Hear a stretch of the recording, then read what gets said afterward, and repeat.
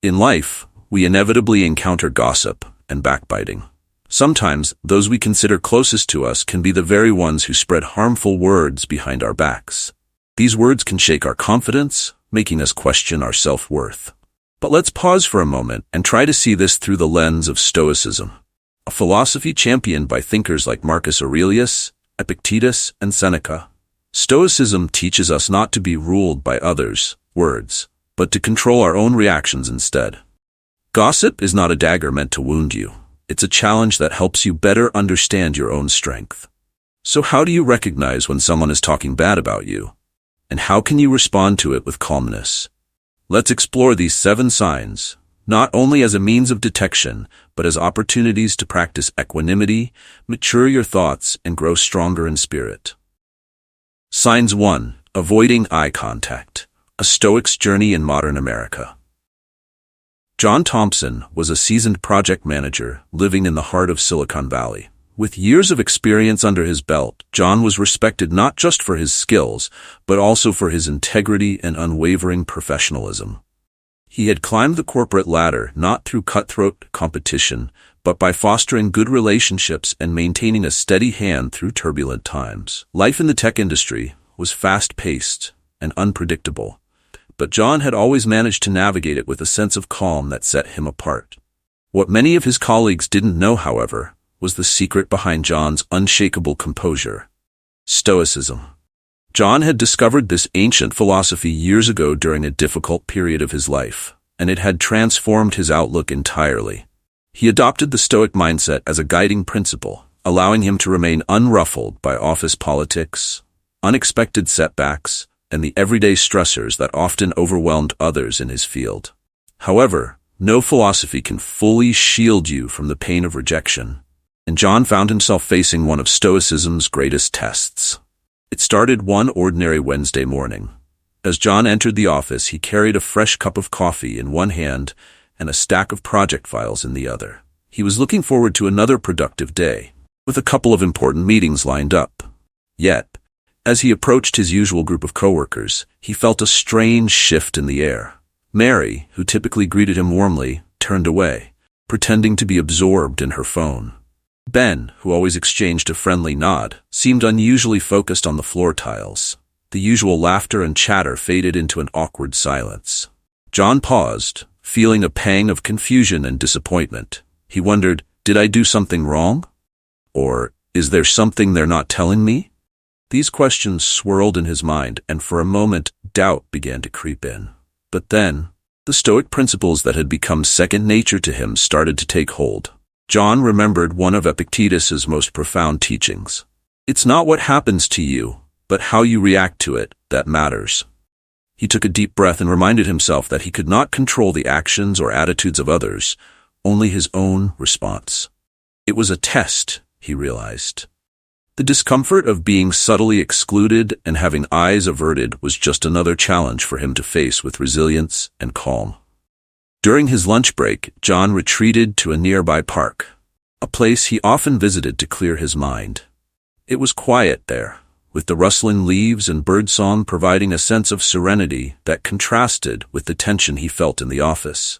As he sat on a bench under a large oak tree, John began to reflect more deeply on the situation.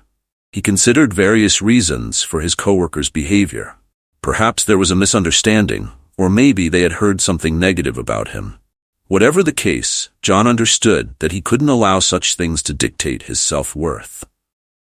He remembered another Stoic principle that had always resonated with him. Do not take things personally. Marcus Aurelius had once written, "When you arise in the morning, think of what a precious privilege it is to be alive, to breathe, to think, to enjoy, to love."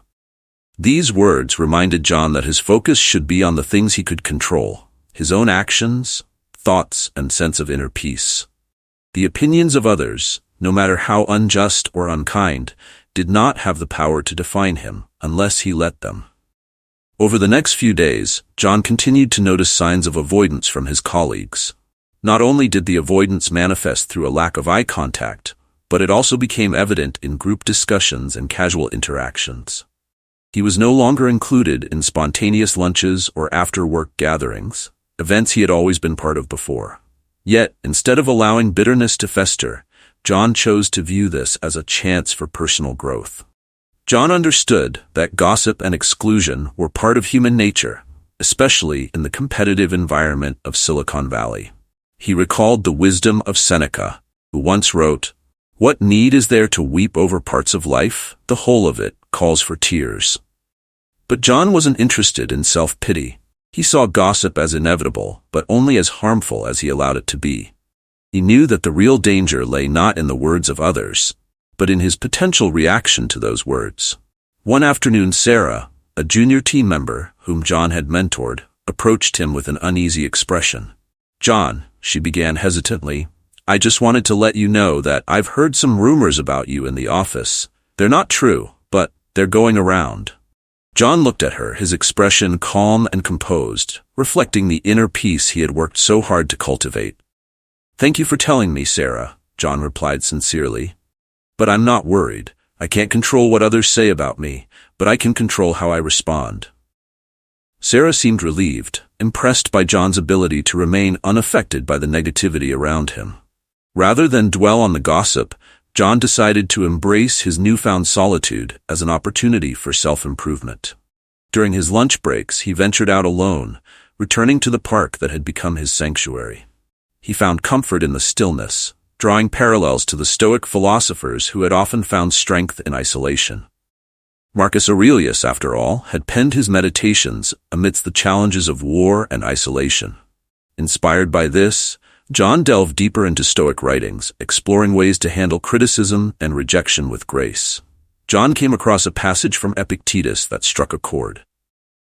"If someone speaks ill of you, do not defend yourself against the accusation, but respond instead with, 'Yes, and you do not know the half of it, for you would not have stopped at just that.'" It was a reminder to accept one's flaws openly, rather than hide from them or become defensive. This acceptance disarms critics more effectively than any argument ever could. Despite the cold shoulder he was receiving, John remained consistent in his behavior. He continued to be courteous, supportive, and professional in all his interactions. He didn't confront his coworkers about the gossip, believing that actions spoke louder than words. He also knew that people needed time to come to their own realizations, and he was willing to give them that space. Gradually, John's unwavering kindness began to have an impact. One by one, some of his colleagues started to engage with him again. Ben, who had initially avoided eye contact, approached John during a coffee break. "Hey John," Ben said awkwardly, "I'm sorry if I've been distant lately. I got caught up in some stuff that wasn't true." John smiled, maintaining his characteristic composure. "It's all right, Ben," he replied warmly. "We all make mistakes. The important thing is that we learn from them." This simple interaction marked the beginning of a slow but steady shift in the office dynamic. While not everyone came around immediately, John's consistent integrity and kindness gradually began to mend the fractured relationships. John's experience serves as a testament to the power of stoicism in the face of adversity. It shows that avoiding eye contact is not just a sign of gossip or exclusion, but a call to exercise resilience. He turned the pain of rejection into an opportunity for self-reflection, and the discomfort of exclusion into a chance to strengthen his inner peace. The lesson from John's story is clear. External events, no matter how harsh, cannot define you. What truly matters is how you choose to respond. By embracing Stoic principles, you can transform moments of rejection into victories of the spirit, emerging stronger, wiser, and more at peace than before. Sign 2. A sudden change in attitude. John had always taken pride in his relationships at work. His coworkers felt more like friends. They'd supported each other through tough projects, celebrated big wins, and even laughed over weekend stories and personal milestones. But recently, something had shifted. The camaraderie and warmth he'd grown to cherish seemed to be slipping away, replaced by a distant chill he couldn't quite understand. It started subtly. A familiar wave or friendly nod was missing here, a shared laugh or small talk avoided there. But soon, the change became impossible to ignore. John began to notice that his once welcoming coworkers were keeping their distance, and casual chats around the coffee machine were suddenly few and far between. One morning, when he warmly greeted Sarah, A colleague who'd always been especially friendly, she only offered him a quick nod before turning away to her computer. Confused and caught off guard, John couldn't help but wonder. What's going on? Did I do something wrong? Over the next few days, John tried to brush off the change in his coworkers' behavior, reasoning that maybe they were just busy or dealing with their own stresses. But the avoidance continued, and the coldness became more pointed. The easy, open exchanges he once enjoyed were now replaced with tense silences and averted gazes. John's initial confusion quickly gave way to a creeping sense of unease. Was there something he was missing? Was he in some way at fault? Drawing on his background in Stoic philosophy, John remembered the teachings of Marcus Aurelius. It's not what happens to you, but how you react to it that matters. He knew he couldn't control others' perceptions or actions, only his response to them. This reminder kept him grounded, even as doubts began to stir. Determined not to let his coworkers' attitudes get the best of him, John resolved to investigate calmly and objectively rather than let assumptions take over. After work one day, he approached Ben, a close colleague he trusted. "Hey Ben," he began with a steady but inquisitive tone. "I've noticed some distance from everyone lately. Have I done something to offend people that I'm unaware of?" Ben hesitated for a moment, clearly uncomfortable. After a pause, he finally looked John in the eye and said, "Well, there have been some rumors floating around about the last project we worked on. Some people think your decisions impacted the team negatively. I don't necessarily believe it, but, well, I guess others might." Ben's words hung heavy in the air. John felt a surge of emotions, confusion, frustration, even a bit of hurt. But rather than react impulsively, he took a deep breath, reminded of his Stoic principles. He responded with quiet composure. "Thank you for being honest, Ben. I understand that rumors can be hard to shake, but I stand by my decisions and the work I put into the project. I know time has a way of revealing the truth." Rather than allow the rumor mill to consume him, John resolved to stay true to his values. Instead of defending himself or challenging every whispered accusation, he chose a different path, one of quiet resilience. He continued his work, greeted his colleagues warmly, and approached each day with his characteristic integrity. John knew that if he stayed true to his character, time and his actions would speak louder than any rumors. In the days and weeks that followed, John's calm resolve began to shift the atmosphere around him. At first, his coworkers' guarded interactions persisted, but gradually they started noticing his steady, composed demeanor. He was the same John, respectful, dependable, unshaken by the whispers. And slowly, his coworkers began to question the validity of the rumors. If John had truly done something to harm the team, would he still treat everyone with such grace and professionalism? During a team meeting a few weeks later, one of John's teammates, Sarah, spoke up, openly commending him for the project's success. Her words broke the silence that had lingered between John and the team, and others nodded in agreement.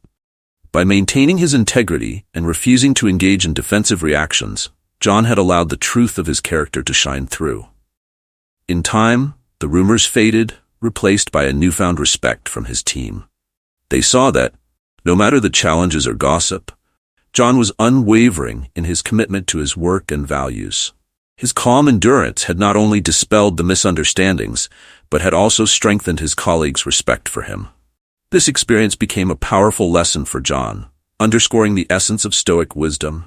True strength comes from within. We cannot always control others' opinions or actions, but by remaining true to ourselves, we can rise above even the harshest judgments. In the end, our integrity and resilience are the best responses to life's challenges, teaching those around us that character, not rumor, defines who we truly are. Sign 3, silence. When you approached, Jake had always been the kind of person who brought energy to any room he entered. Whether it was work or social gatherings, his friends and coworkers would light up with laughter and banter when he was around. He believed he was part of a close-knit team at work, and his social circle was filled with genuine friends who shared good times and honest conversations. But recently, something had changed. Subtly at first, then more noticeably. One afternoon, Jake returned to the office after grabbing coffee, only to notice an unusual silence when he walked into the break room. His coworkers, who had been chatting animatedly, suddenly grew quiet and shifted uncomfortably in their seats. A few of them even exchanged uneasy glances.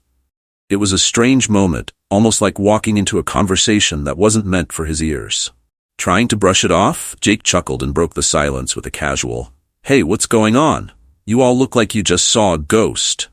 They gave him forced smiles and mumbled responses before quickly dispersing. It left Jake feeling uneasy. This wasn't just a one-time occurrence either. Over the next few days, the same thing happened multiple times. Conversations would die down when he approached, and the easy laughter he used to share with his team had turned into polite, uncomfortable silences. Jake couldn't shake the feeling that something was off. It felt as though he were now an outsider among people he'd always trusted. He thought of all the possible reasons. Had he done something wrong? Was there some office gossip going around about him? Jake was no stranger to the philosophy of Stoicism, and he remembered a guiding principle from Epictetus. We cannot choose our external circumstances, but we can always choose how we respond to them. So, instead of letting the silence and secrecy feed his insecurities, he decided to approach the situation with calm curiosity. Later that week, he arranged to meet with Nina, a colleague and friend he trusted. She was always upfront with him, and Jake hoped she might shed some light on what was going on. Over a quiet lunch, Jake looked across the table at her and said, "Nina, I've noticed things seem different lately. When I walk into the room, it feels like people go quiet or tense up. If there's something I should know, I'd rather hear it from you than let myself guess." Nina looked at him, surprised at his candor, and then hesitated. After a deep breath, she admitted, "Jake, there's been some talk since you got that leadership role on the recent project. Some of the team felt like you changed, like you're more focused on climbing the ladder than working with everyone. It's caused some resentment, and people are just hesitant around you." Jake listened quietly, his mind racing. He realized that in his efforts to prove himself in the new role, he might have unintentionally come across as distant or overly ambitious. His intentions had been good, but the way they were perceived was different from what he'd intended. Taking a deep breath, he looked at Nina and said, "Thank you for telling me. I didn't realize I was giving that impression. I've just been under a lot of pressure to make sure the project succeeds, but I didn't mean to make anyone feel like I was leaving them behind."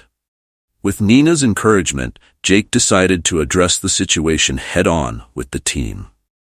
At the next meeting, he acknowledged the issue, openly sharing that his focus on the project had perhaps made him seem distant, and that it was never his intention to create any divisions within the team. He expressed his appreciation for everyone's hard work and reaffirmed that he valued their contributions.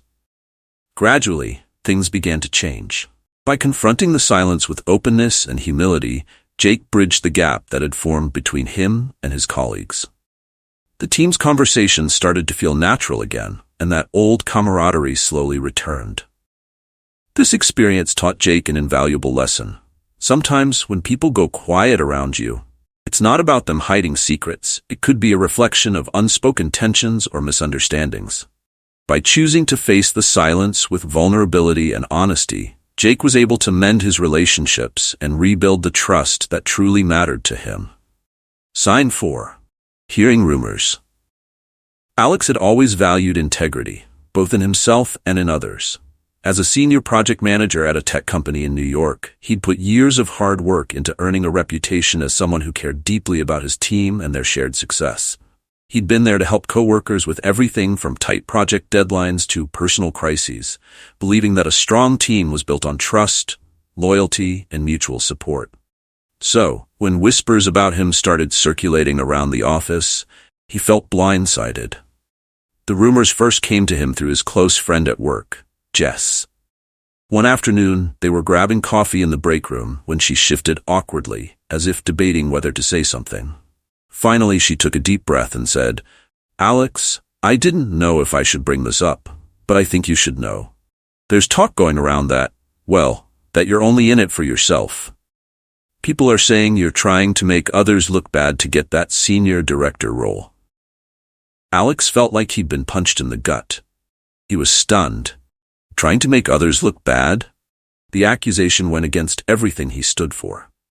He'd always been the kind of person who prioritized team success over personal ambition. The idea that anyone would see him as someone who would climb over his friends and colleagues for a promotion felt like a betrayal. But as the day wore on, he couldn't shake the nagging doubt in his mind. Had he been giving off the wrong impression? Recently, he'd been more focused than ever on leading the team through a critical project. With senior management watching closely, he had been careful to stay on top of every detail. He'd even taken on more responsibilities to make sure things ran smoothly, thinking it would lighten his team's load. Now, he wondered if his efforts had unintentionally been misinterpreted. Alex knew that confronting each person who'd spread the rumors would only fuel the fire. He didn't want to look defensive or insecure. He thought back to something he'd read in Marcus Aurelius's Meditations. The best revenge is not to be like your enemy. He realized he couldn't control the rumors or change people's opinions by arguing or defending himself. The only thing he could control was his own actions. So, instead of retreating, Alex decided to tackle the situation head-on in his own quiet way. He began by doubling down on his support for the team. In meetings, he made it a point to ask his colleagues for their insights, making sure everyone felt valued and involved. He praised his teammates for their hard work, highlighting their individual contributions to senior management. And rather than taking on extra work alone, he started delegating tasks and openly appreciating his team's efforts to ensure they felt as much a part of the project's success as he did. The changes didn't happen overnight, and for a while, he still felt the weight of the rumors hovering in the background. He'd hear a snippet of gossip from the hallways or catch a coworker's wary glance in his direction. But instead of letting these moments get under his skin, Alex reminded himself of his purpose and chose to stay the course. Over the next few months, his actions spoke louder than any rumor could. His dedication and humility didn't go unnoticed. Team members who'd once harbored doubts about him began to see that he was consistently putting the group's success above his own ambition. He celebrated their wins as if they were his own, and his authentic commitment to the team gradually won them over. One evening after work, Jess and a few other colleagues joined Alex for drinks. She raised a glass, a smile on her face, and said, "I've got to say, Alex, you've shown us what true leadership looks like. We were wrong to doubt you. It's been amazing seeing you lift everyone up along the way." Alex smiled, feeling a weight lift from his shoulders. "Thanks, Jess. I guess I realized that sometimes the only way to get past rumors is just to stay true to who you are.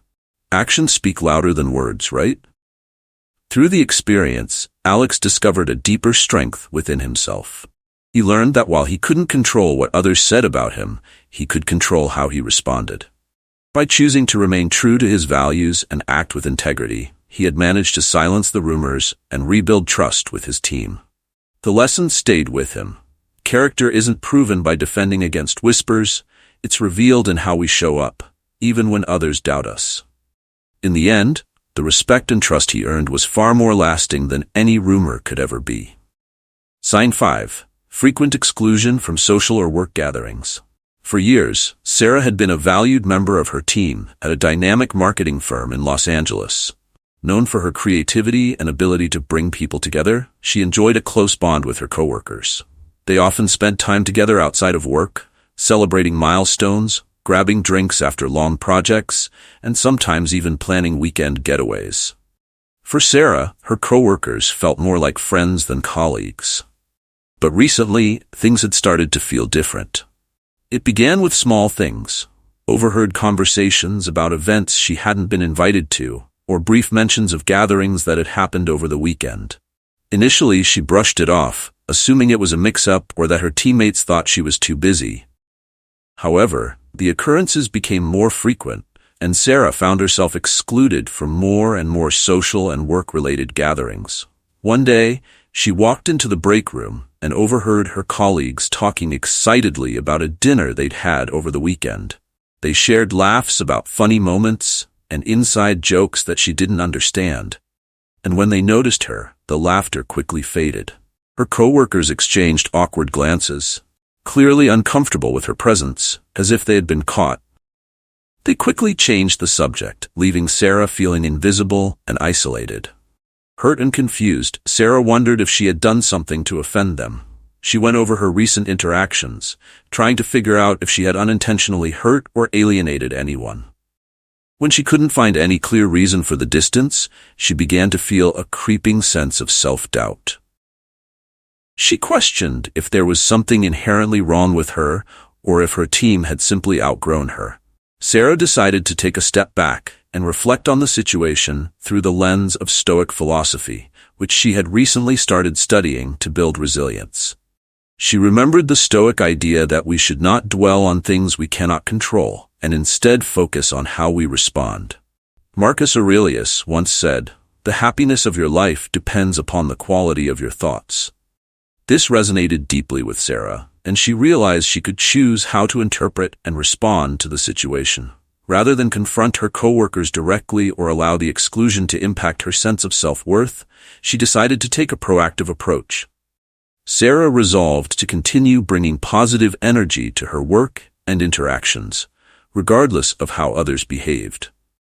She remained polite, contributed her ideas enthusiastically, and maintained her focus on the team's success. Over time, Sarah noticed a shift. As her resilience grew, so did her confidence, and she began to focus on new opportunities. She joined a professional networking group, connected with people in her field, and even enrolled in a leadership program that helped her further develop her skills. The exclusion, which had initially felt like a painful rejection, became a catalyst for her growth. She met new people who valued her ideas and invited her into spaces where she felt welcomed and respected. Eventually, some of her coworkers noticed the change in her. A few of them approached her, curious about the projects she was involved in outside of work, and one of them even admitted, "Honestly, Sarah, I think we just assumed you were busy and wouldn't want to join. We didn't realize it felt that way for you." She simply smiled, grateful for their honesty, but knowing she'd already found new connections that made her feel more appreciated. Through this experience, Sarah learned a powerful lesson. The feeling of exclusion can sting, but it can also lead to meaningful growth and self-discovery. By focusing on her own goals and nurturing connections outside of her immediate circle, she found her value didn't depend on anyone else's approval. The experience not only helped her build resilience, but also allowed her to redefine her sense of belonging. Sign 6. Subtle criticism, disguised as jokes. Liam had always been the kind of person who could take a joke. As a software developer at a competitive tech firm, he was known for his good humor and easygoing attitude. He enjoyed the banter with his colleagues, the inside jokes, and the light-hearted teasing that helped break up the workday. To him, humor was a bridge, a way to make connections, ease tensions, and build camaraderie. But lately, he'd noticed a change in the way his coworkers joked around him, and it left him feeling more confused than amused. It started subtly, so much so that he didn't pay it much attention. During a team meeting, his colleague Mark chuckled and said, "Careful not to mess this up, Liam. Wouldn't want you to add another mistake to your list." Liam laughed along with everyone else, feeling a twinge of discomfort but pushing it aside. He reasoned that Mark probably didn't mean anything by it. But as the weeks went on, comments like that became more frequent. It seemed like every joke, every offhand remark was about something he'd done wrong or some quirk of his personality. During a lunch break, his coworker Katie joined in, smirking as she said, "Liam, you're always dressed like you're ready for a day off. Is casual Friday every day for you?" The rest of the team laughed, and Liam forced a grin, feeling a wave of self-consciousness. Sure, he liked to dress comfortably. Jeans and a simple button-down were his usual go-tos, but he never thought of himself as sloppy. He began second-guessing his choices, wondering if he was inadvertently sending the wrong message to his team. As the comments continued, he realized they weren't just about his clothes or his work. They were also aimed at his personality. His coworkers would make offhand remarks about him being too nice or too quiet for the competitive nature of the job. During a brainstorming session, Mark quipped, "Liam, are you even here? You're so quiet, I forget you're in the room half the time." Another colleague joked, "Liam's idea of conflict is probably just asking for decaf." It was said with a laugh, But Liam could feel the sting beneath the words. They were starting to feel like more than just jokes. Each time, Liam tried to brush it off, telling himself not to take things so personally. He thought maybe he was just being sensitive. But after months of these jokes, he couldn't shake the feeling that he was somehow the team's punchline. What stung most was that these remarks were chipping away at his confidence. He found himself holding back during meetings, second-guessing his ideas, and becoming more withdrawn, afraid of giving his coworkers more fodder for their jokes. One evening, after yet another round of teasing that left him feeling drained, Liam decided he couldn't keep brushing it off. He remembered something he'd read about Stoic philosophy. Take things as they are and use them to better understand yourself. He knew he had to look at the situation head-on. Why were these jokes bothering him so much? And why did his team feel it was okay to treat him this way? He realized he had a choice. He could either let their words define him, or he could stand up for himself and address the issue calmly and constructively. The next day, during a meeting, Mark made another comment at his expense. "Oh, Liam, you're so polite. You'd probably apologize to a wall for bumping into it." The room laughed, but Liam felt a rush of resolve. He took a breath, steadying himself, and replied with a calm but clear voice. "I appreciate a good laugh, and I enjoy our team's sense of humor, but I'm starting to feel like a lot of the jokes are focused on me. It's beginning to feel a bit personal." The room grew silent, his coworkers exchanging surprised glances. No one had expected him to speak up like that, and Liam could sense the awkwardness settling in. Katie spoke up first, an apologetic look in her eyes. "Oh, Liam, I'm sorry. I didn't realize it was coming across that way. We didn't mean anything by it. We just thought you didn't mind." Mark shifted uncomfortably, scratching his head. "Yeah, man, I didn't mean to make you feel bad. We're just used to you being, chill." Liam offered them a forgiving smile, feeling a weight lift from his shoulders. "I get it. I know I'm pretty laid back, and I appreciate that we can all joke around. I just want to make sure it's fun for everyone, not at anyone's expense." Over the next few weeks, Liam noticed a change. His coworkers made a conscious effort to keep their humor inclusive and lighthearted, and he felt more respected and valued as a member of the team. The jokes about his work, his clothes, and his personality began to fade, replaced by more thoughtful interactions. Liam found himself opening up again, contributing ideas without the worry of being singled out. The experience taught him a powerful lesson about respect and self-worth. He realized that his voice mattered, and by standing up for himself in a calm, respectful way, he had shown his team how to treat him. The subtle criticism that had once chipped away at his confidence no longer held power over him. In the end, Liam learned that sometimes advocating for yourself can feel daunting, but it's a necessary step toward building respect and maintaining your sense of self. Through this experience, he grew stronger in his understanding that no one else's words should define him. Only he could do that. And by choosing to address the situation with patience and integrity, he not only protected his self-worth, but also set a new standard for how his team treated one another. The laughter they shared afterward felt warmer, more genuine, and Liam knew that he'd found a deeper respect both for himself and among his colleagues. Sign 7, tense behavior. When you're around. Linda had always valued the friendly and collaborative environment at the New York marketing firm where she worked as a project manager. Known for her approachable style, she prided herself on being the kind of leader her team could rely on, the person they could talk to about both work and life outside the office. Over the years, she had built strong, trusting relationships with her coworkers, creating a supportive network where everyone felt safe to contribute ideas, voice concerns, and have a little fun along the way. But recently, Linda had started to notice something odd. Certain team members seemed tense around her. The friendly atmosphere she'd worked so hard to cultivate suddenly felt strained. It started with David, one of her top creatives. Normally, he was enthusiastic in meetings, often leading brainstorming sessions with energy and humor. But in recent weeks, he'd become quiet, reserved, and visibly uncomfortable whenever she was around. Whenever she approached him at his desk, he'd avoid eye contact, answer in short, clipped sentences, and find reasons to leave the conversation quickly. And it wasn't just David. Linda noticed similar behavior from others on her team. Nervous laughter, darting glances, polite but distant responses, and body language that screamed discomfort. They'd fidget or stand with their arms crossed, almost as if they were waiting for the conversation to end. Linda couldn't ignore it any longer. Something was wrong. As days turned into weeks, Linda grew increasingly anxious. She'd replay her recent interactions with her team over and over, trying to pinpoint what might have changed. She wondered if she'd done something to upset them, but she couldn't identify any specific incident. She thought about a recent project that had required everyone to work late hours to meet a tight deadline. While she had pushed them to meet their targets, she'd also made a point to thank each team member and celebrate their success once the project was completed. She questioned whether she had missed an opportunity to acknowledge their hard work, or if she'd unintentionally put too much pressure on them.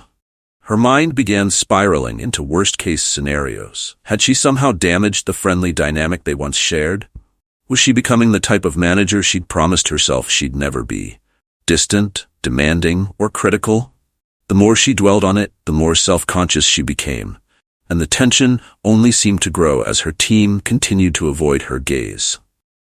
Late one evening, after a long day filled with more strained interactions, Linda found herself sitting in her office, feeling disheartened. She thought back to some stoic wisdom she'd come across in a book on leadership. It's not the events that disturb us, but our interpretation of them. The Stoics taught that often, our anxieties are the result of assumptions and misinterpretations, rather than reality. Linda realized that if she kept letting these thoughts linger without addressing them, she might be projecting issues that didn't actually exist. And even if there was something she needed to address, she couldn't resolve it through speculation alone. The next day, Linda decided to address the situation directly. After their morning team meeting, she asked David if he'd mind chatting with her in private. He looked hesitant, but agreed, and they headed into a small, quiet conference room. Once they were seated, Linda took a breath, steadying herself. She knew she needed to approach this conversation with honesty, but also with a gentle touch. David, I've noticed things seem a bit tense lately, not just with you but with a few other team members too. I could be overthinking it, but I wanted to check in and make sure everything's okay. If there's anything on your mind or anything I can do to help, I'm all ears. David shifted uncomfortably in his seat, glancing down at his hands. After a long pause, he finally spoke, his voice low but candid. Honestly, Linda, I'm glad you brought this up. There's been a rumor going around that there might be layoffs after the next quarter, and we're all a bit on edge. Since you're close to management, we thought maybe you knew something. It's just been hard not knowing what's coming, and I guess that's why everyone's been acting strange. Linda was taken aback, but also felt a wave of relief wash over her. The tension wasn't due to anything she'd done personally. It was an anxiety her team had internalized due to job uncertainty. She understood that in a fast-paced, high-stakes industry like theirs, the thought of layoffs could stir up a lot of fear and self-doubt, especially if people felt like they were left in the dark. Thank you for being honest with me, David. I understand why you'd be worried, and I want you to know I really appreciate the hard work you and the whole team put in, she said, her voice sincere. To be transparent, there have been some discussions about company-wide restructuring, but no final decisions have been made yet. I'll do my best to keep everyone informed, and I'll advocate for our team to make sure your efforts are recognized. David visibly relaxed, relief evident in his posture. For the first time in weeks, he met her gaze with a look of gratitude. Thanks, Linda. I guess we just assumed the worst and didn't know how to bring it up. This helps a lot. In the days that followed, Linda noticed a marked difference in her team's behavior. People began to approach her openly again, and the tense energy seemed to dissipate. Even in challenging conversations, her team no longer seemed afraid to meet her eye or share their thoughts. By addressing the tension head-on, she'd not only put her team's minds at ease, but also strengthened the mutual respect and trust they shared.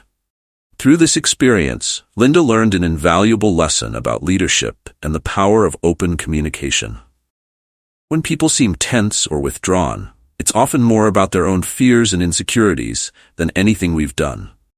By choosing to address the situation directly, she created a safe space for her team to voice their concerns, dispelling the misunderstandings that had been fueling their anxiety. And by providing them with transparency and reassurance, she reminded them that they were valued, not just as employees, but as individuals. From that day forward, Linda made a commitment to approach tense situations with empathy and clarity. She knew that by fostering open dialogue and offering her team the respect they deserved, she could help them navigate even the most uncertain of times. In the end, the experience deepened her bond with her team and reinforced the Stoic principles she'd learned. By focusing on what she could control, her response and her openness, she had the power to guide her team through their fears and create an environment where everyone felt truly valued. Conclusion. Gossip and backbiting are unavoidable in life, but the key is how you respond to them. Stoicism teaches us that the most important thing is not what others say about us, but how we define ourselves.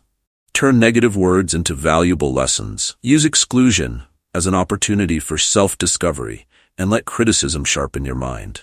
If you find that Stoic principles help you become stronger and more serene in life, consider subscribing to our Stoic Mindset channel.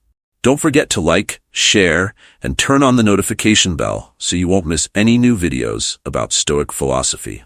Together, let's train our minds and reach the goal of 1,000 subscribers. Thank you for joining, and may you always find peace in the midst of any storm.